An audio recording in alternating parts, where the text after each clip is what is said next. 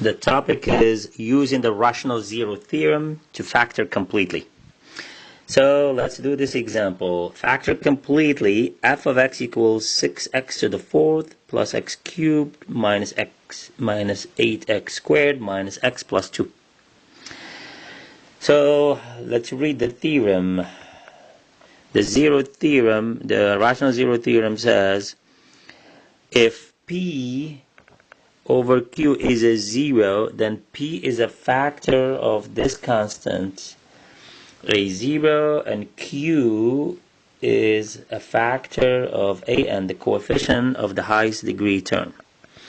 So in other words here, the possible P over Q rational zeros, and P over Q has to be written in the lowest term, then P comes from the factors of 2, which is minus plus 1 minus plus 2, and Q comes from the factor of 6, which is minus plus 1 minus plus 2 minus plus 3 minus plus 6.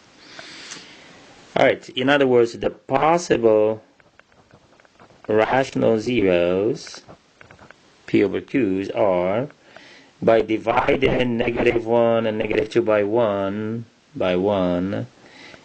you're going to get minus plus 1 minus plus 2. And then by dividing it over -2, you're going to get minus plus 1/2. Minus plus 1, already got it. And then we'll get minus plus 1 over 3, and then minus plus 1 over 6. Well, and then minus plus 2 over 3. So let's try 1 and -1 first. So f of 1, when we plug a 1 into our function, we get 6 times 1 to the fourth plus 1 cubed minus 8 1 squared minus 1 plus 2. That would be 7 minus 8 plus 1. That would be 0.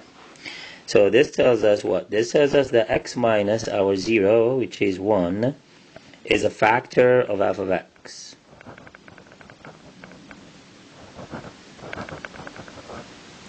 Since it's a factor, if we divide by x minus 1, we get a 0. So let's use syntactic division. Our k, or the 0, is 1. So we'll put the coefficient of f of x, which is 6, 1, -8, -1, and 2. Now we drop the 6. 6 times 1 is 6. We add, we get 7. 7 times 1, 7. -8 plus 7 is -1. Multiply -1 by 1, we get -1. We add these, we get -2. -2 times 1 is -2. We add, we get a 0. And the remainder is 0, which makes sense. Now, since this is a degree 4, then this will be cubic. So this will be 6x cubed plus 7x squared minus 1. Now, so far, we can say f of x is equal to x minus 1, 6x cubed, plus 7x squared minus 1. Now again, we do the same thing.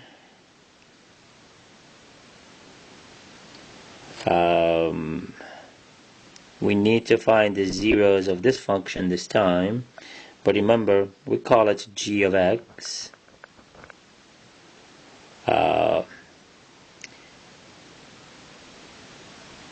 But again, it's the same thing. So the p over q for this one will be the p's come from here, so minus, the p's come from minus plus 1, right? And the q's are the same. So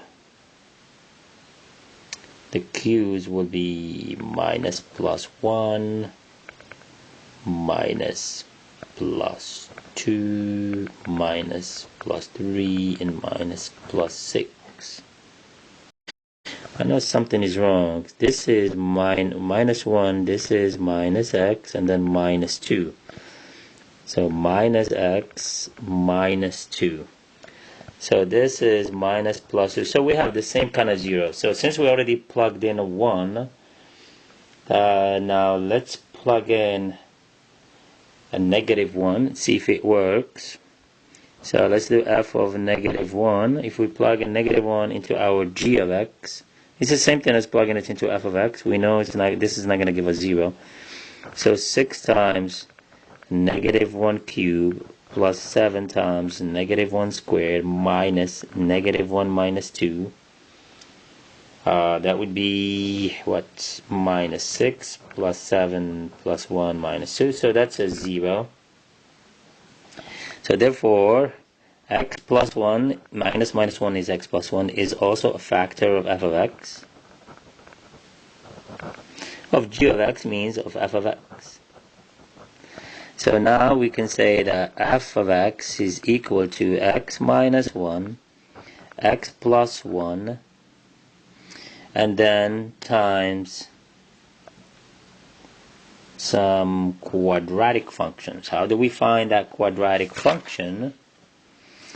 Is by using synthetic division, dividing by x plus 1. So now the coefficient of our g of x will be 6, 7, negative 1, negative 2.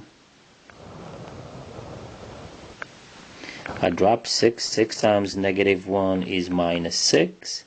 I add, I get 1. 1 times negative 1 is negative 1. I add, I get negative 2. Negative 2 times negative 1 is 2. I add, I get a 0. This is my remainder. Now, since that's a cubic, this is going to be 6x squared plus x minus 2. So I'm going to go here and write 6x squared plus x minus 2. Now, all I need to do is factor that one.